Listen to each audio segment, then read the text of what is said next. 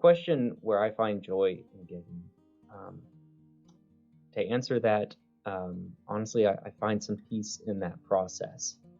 And to explain what I mean by that, I want to give you a little bit of background about how I deal with it and focus on Matthew 6:25 to 34. This is where, and I'm going to paraphrase it, where Jesus says, "That is why I tell you not to worry about everyday life, whether you have enough food and drink or enough clothes to wear. Isn't life more than food and your body more than clothing? Why do you have so little faith?" What sticks out to me is do not worry about having enough. Have faith.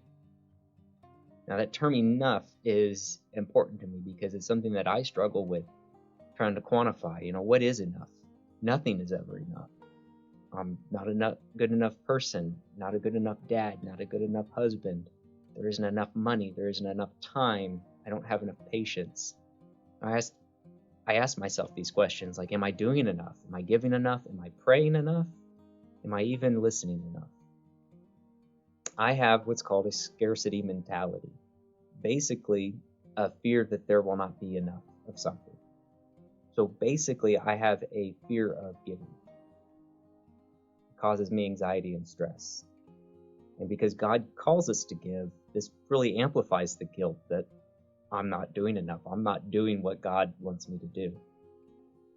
But in struggling with that, from that call to give to the decision to give, I actually find some peace in that process. And that's where I find my joy, because I remind myself that it's not about me or my needs. I'm not in control of my resources, honestly. God doesn't need anything from me. He doesn't need my money. He doesn't need my time. He wants my love.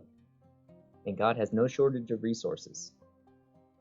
So I know that I can choose to not fear having enough. Giving with some uncertainty is just part of faith. And when I can do this, I put more trust in God, and that always takes away fear and guilt.